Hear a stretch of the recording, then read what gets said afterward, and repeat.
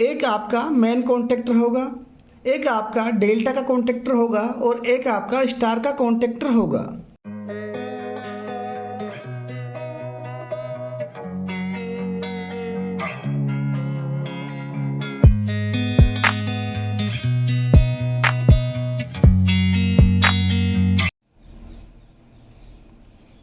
नमस्कार सभी को। आज के इस वीडियो में हम बात कर रहे हैं ऑटोमेटिक स्टार डेल्टा स्टार्टर की। इससे पहले के वीडियो में हमने अलग अलग प्रकार के DOL स्टार्टर देखे हैं। आज के इस प्रैक्टिकल में हम ऑटोमेटिक स्टार डेल्टा स्टार्टर की बात करेंगे। Automatic star delta starter 5 HP से 20 HP तक की 3 फेज इंडक्शन मोटर को ऑपरेट करने के लिए किया जाता है। मेनली हम बात करेंगे कि स्क्वायरल केज इंडक्शन मोटर को चलाने के लिए किया जाता है, क्योंकि हम देखते हैं कि 3 फेज इंडक्शन मोटर स्टार्टिंग में इनर्स करंट या कि हाई स्टार्टिंग करंट लेती है, जो कि नॉर्मल रेटिंग करंट का 5 से 7 गुना होता है।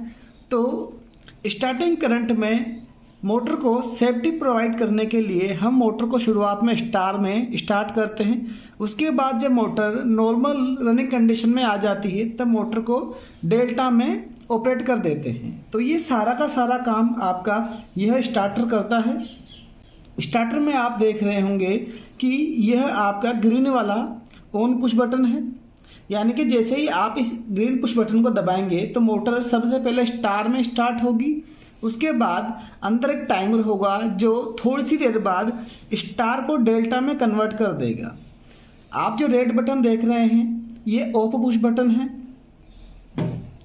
आप ये ब्लू कलर का R लिखा हुआ बटन देख रहे हैं, यह रीसेट बटन है, यानी कि जब आपकी मोटर ओवरलोड की वजह से ट्रिप हो जाती है तो इसे प्रेस करके उसे रीसेट कर दिया जाता है। तो अब इस स्टार्टर का इंटरनल कंस्ट्रक्शन अगर हम देखें तो आप यहाँ देख पा रहे होंगे इस स्टार्टर में कि इसमें 3 कॉन्टेक्टर हैं, 1, 2 और 3। एक आपका मेन कॉन्टेक्टर होगा, एक आपका डेल्टा का कॉन्टेक्टर होगा और एक आपका स्टार का कॉन्टेक्टर होगा। क्योंकि जब मोटर को आप स्टार और डेल्टा में चलाएंगे तो इसके लिए एक कॉन्टेक्टर ऐसा होगा जो कंटिन्यूसली ऑन रहेगा, एक कॉन्टेक्टर ऐसा होगा जो डेल्टा में ही ऑन रहेगा और एक कॉन्टेक्टर ऐसा होगा जो केवल स्टार में ऑन रहेगा। इसके अलावा अगर आप इस स्टार्टर में इंटरनली देखें तो इसमें एक ऑन पुश बटन है, जो ग्रीन वाला था वो अंदर से ऐसा है। एक ऑफ पुश बटन है जो कि NC टाइप होता है, यह इस पे O लिखा हुआ है। इसके अलावा आप देखें कि मोटर में सेफ्टी प्रोवाइड करने के लिए एक ओवरलोड रिले यूज़ की गई है, जिसमें यह इसका रीसेट बटन है। इसी ओवरलोड रिले के अंदर आप देखें तो एक करंट सेटिंग रेंज के लिए आपको यहाँ एक नॉब प्रोवाइड की गई है, यानी कि आप इसको 6.3 से 10 एम्पियर तक के लिए सेट कर सकते हैं। इसके अलावा अगर आप देखें तो इसमें एक डेल्टा का कॉन्टेक्टर है। वो डेल्टा के कॉन्टेक्टर में ही अगर आप देखें तो इसके इंडिविजुअल NO NC प्रोवाइड किए गए हैं। यह स्टार का कॉन्टेक्टर है, यानी कि जब मोटर स्टार में ऑपरेटेड होती है तब ये ऑन होता है। तो इस कॉन्टेक्टर के अलग से NC और NO यूज़ किए गए हैं। इस कॉन्टेक्टर के नीचे यहाँ पर आपकी कोयल जो होती है, कोयल के सिरे हैं। तो यहाँ से देखें कि इस पर बात करें, यह A1 सिरा है इसकी कोयल का और यह इसकी कोयल का A2 सिरा है।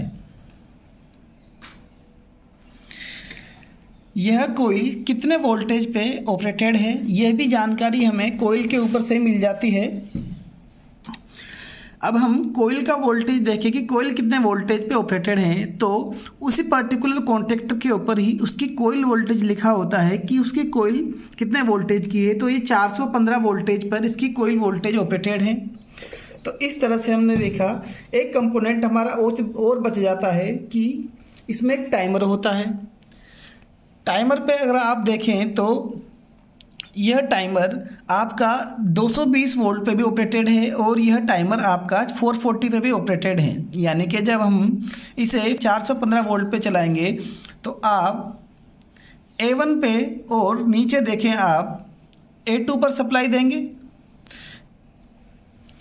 अगर आपको यह 220 वोल्टेज पर ही ऑपरेटेड करना है तो फिर आप A2 और A3 पर देंगे। अब इसके अंदर जैसे ही सप्लाई जाती है, यह एक को NO करेगा तो दूसरे को NC करेगा, यानी कि एक के कॉन्टेक्ट बनाएगा तो दूसरे के हटा देगा। तो यह इसका पूरा का पूरा इंटरनल कंस्ट्रक्शन आपने देख लिया।